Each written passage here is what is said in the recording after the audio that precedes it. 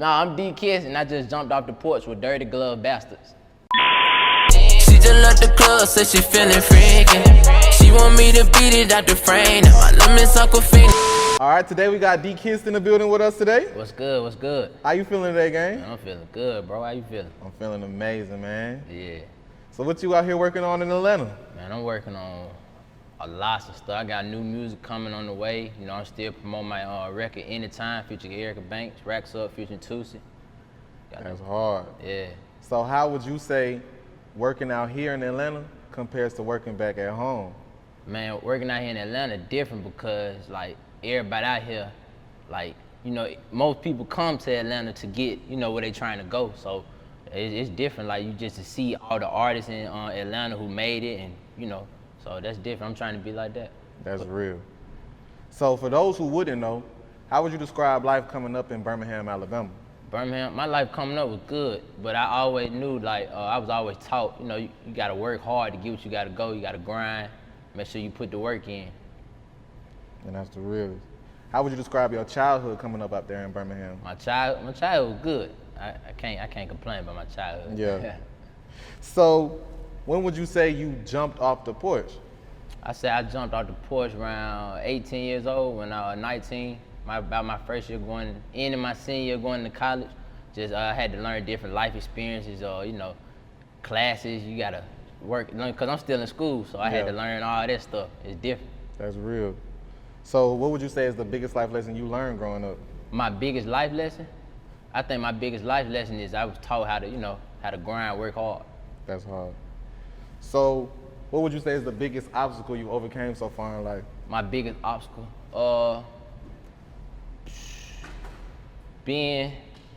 I'd say my biggest obstacle right now that I'm overcoming just injury. Like, you know, cause that's how I got into music. You know, I injured my ankle, I fractured my foot in college, it injured my career done. And so the pandemic, that's how I got into music. So that's my biggest obstacle I'm overcoming. For real? Yeah. So do you remember the first song you recorded? My first time I recorded. Take us back to that session. Session, man. I know I had the jitterbugs that session though, for real. Yeah. Cause I ain't never did it before. It was different, and I mean, but I done grew since then. Yeah, I grew a lot since then. Yeah, a lot. So who would you list as some of your musical influence? Musical influences, I would say Charlie Wilson, Trey Songz. You know, I even listen to like Justin Bieber. Listen to everybody though. That's real. Yeah. So even though you said you started making music because of your injury, it had to be some passion always there for music. Yeah, I mean, back in, I say middle school, even elementary school, you know, I was in the choir back in elementary. I played in the band. You know, I played instruments like the tuba, trumpet, trombone. What else I played? I think, and some stuff, you know, I played a lot of instruments though. Yeah. But I mean, I ain't never tried singing, you know, and singing something new. That's real. Yeah. And then, like you said, you fractured you had an injury. Yeah. So a lot of people usually, you know what I'm saying, venture into entrepreneurship, but you was like, nah, I'm just gonna be a rapper. I'm gonna be a singer. Yeah. How did that, like, what made that thought, like, come across your mind, like, this is what I'm gonna put all my fourth effort into? I say where that came from. You know, my father, you know, in Birmingham, got a club called Lux Ultra Lounge, and just being and going around and seeing all those artists and stuff, that was kind of a inspirational thing. I was like, oh, I can try this, I can do this, so why not try it? You know? Real. So when did you decide to take it serious full time? Take it serious? Pandemic. Cause I mean, I was hurt. I couldn't play no more, so I was like, I need something else to do. I mean, my father around the music game, he know a lot of people around the music game. Why not? For sure. How would you describe your current thoughts on the music industry? My current thoughts, man, it's a lot of people doing good stuff in the music industry. You know, you got top artists, you got rising artists, and you know, I'm just trying to be like them. I'm trying to put on for my city. For sure. What would you say is the biggest sacrifice you had to make for your career? Biggest sacrifice? Giving up basketball. Yeah. Giving up basketball, that's a big sacrifice for me. That was my first love, my passion. And now I'm into something new. You know, I got a new passion, and I don't mind, cause, hey. Would you say you are just as passionate about music as you was basketball? I'm finding that. I know I got that passion like I do, but it's like I'm still trying to find more of like I know with basketball, I had a certain drive. I knew my plan. And with this, I'm trying to still figure out my plan. Cause you know. That's real. How would you describe the music scene back at home in Birmingham, Alabama? What you mean by that? Like, how would you describe the music scene there, like the impact, the other artists that's coming out of Birmingham? The other artists, I mean, we got some good artists, you know, like, especially in Alabama, you got Young Blue, Mooski, No Cap, Lil Bam. But I mean, with me though, I know for like specifically my city, I feel like I'm, you know, a different artist, you know, bringing that R&B caliber stuff back, you know, something that, you know. Something different. Yeah, something different. That's real. Why do you think people overlook the talent coming out of Birmingham for so long?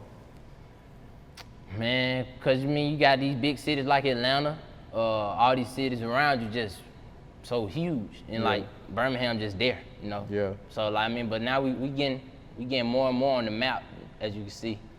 As I can, most Yeah, as you can definitely see, see, y'all going crazy, Yeah. man.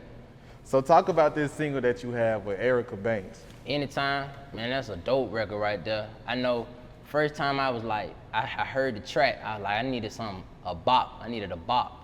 And then I had, I was like, you know, what's some current thing that, you know, we listen to? You always hear pull up on me, pull up on me. So I was like, that came to my mind. And so then, you know, I went to the studio, knocked it out, and then it came time to hear somebody on there. I know I wanted a female on there. And so I was like, who could be on here? And I was talking to my team, and, you know, Erica Banks' name came up because, you know, she had that big record, Busted. And so, you know, she got on there, she slayed it. That's hard. Yeah. So y'all reached out to her, was like, look, Erica, I got this record for you, you know what I'm saying? We need to make it happen. Yeah, she was ecstatic about doing it. That's hard. Yeah. So how ecstatic was Toosii about working with you? He was ecstatic too. He liked the record. Like both of them. That's one thing I can say about both of them. They liked the record, and as you can see, when when an artist like a record, the record do great. Absolutely. Yeah. How did you get the thought in your head, was like, all right, I want Toosii on this record? How did I do that? Yeah. You know, I feel like Toosii, me and him, we got like his cadence and his style, his musical flow, like it fitted mine with that record. And I was like, yeah, that'd be something dope right there. So that's why we reached out to Toosii. That's hard. Yeah. So walk us through your creative process. Like, what's a D Kist session like? What's a D Kist session like? Nah, man, we walk up in there, chill out, got the little, I forgot what it's like. It's like a little peppermint scented thing with smoke coming out. It smell good in there. And then, you know, I grab, I sit down, listen to it, boom, knock it out. And then it just be fun. It's a fun studio session. It's like, it's business, but it's still fun. And that's the best thing about it. That's one of my favorite places. Like the studio is like therapeutic. Yeah. Yeah. How do you find your creative vibe while in the studio? Creative vibe.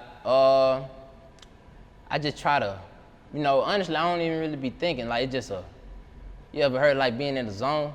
Like, I've been trying to figure that out. Like, I just start getting in the zone now. It's like, I don't even go in there and think about it. I just go knock it out. And then, I'm starting to see it's better stuff coming out of that. Yeah. Yeah. That's real. What would you say is the biggest risk that you took that paid off? My biggest risk that I took? This. It's like, cause this all the risk. It's like, you don't know if it's gonna work out or not. You just gotta put in the work. And so, this a big risk as itself. Nah, for sure. Yeah. So talk to us about your forthcoming project. My forthcoming project, I got a record, a single coming out real soon called All or Nothing. And I also got an EP coming out in August. It's gonna, yeah. What's the name of the EP? I ain't even figured out. I know it's gonna be self-titled. I know I want something that's gonna be reflecting me, you know, for this EP, because it's my first EP, so I need something that's gonna reflect me. For sure. So how many records are you in right now? How many records on there? How many records in are you right now? I don't know, man. I can't keep count. We knock out so many. Yeah. Would you say you have a personal favorite right now? A personal favorite? It depends. It depends, cause like, I know like, when I pick for a favorite, I don't even really pick for favorites. I listen to like, has my voice changed, or like what can I do better? And I know like, I feel like in each record I get better. And so, I say the last record I either did, that's probably my favorite so far because my voice didn't got much better. For sure. So, yeah. So what do you want listeners to take for your forthcoming EP? What do I want listeners to take? Yeah. The EP, I want them, like when folks listen to my music and, my words, my lyrics, my style, like I really relaying a message to like men. I want men to see how you can, you know, treat a woman respectfully. I want women to see the insights of a man. You know, then I also just want them to see how, you know, this confident artist, you know, I want them to see about me, this fun, confident guy, you know, just having fun, living and showing you life experiences. That's what I want them to see when they listen to my music and stuff. You want them to see authenticity. Yeah, and see how, because all my lyrics are so real, you know. And raw. So talk to us about your independent grind as an independent artist. Man, it's dope. You know, I'm working with R&R Productions and Distribution Foundation Media, and man, it's dope. It's like, cause it's like, it's just being an independent artist is kind of like you said, like taking risks. It's like a risk. It's like, but it's fun. It's interesting, cause you don't gotta. Yeah, I don't know. It's just fun, dog. Would you ever consider signing to a major label situation? No, I'm looking for like a partnership. You know, somebody that's gonna support me like my team support me. That's what I'm looking for. That's real. Yeah. So what else are you working on at the moment? What else I'm working on? Still, like I said, I'm coming out with a new single called All or Nothing. Got a video shot with Carlisle Jones out of Alabama, out of my city. Then I got this EP coming out. That's hard. And I'm still promoting my record Anytime, feature Erica Banks. Come on, man. Yeah. Come on with it. Plug it all in, yeah, man. you gotta let them know now. Got to. Any last words and shout outs? Hey, I want to shout out to my team. I want to shout out Erica Banks. I want to shout out Toosii. And then gotta give a shout out to myself. Go follow me on all my social media platforms at D Kist _. It's DKIST _. For sure, man. Yeah. D Kist, appreciate you having me today, gang. I appreciate you for having me, bro. Gang. Yeah. She just left the club, said she feeling freaky. She want me to beat it out the frame. Now my limits Aquafina, she want me to make it rain.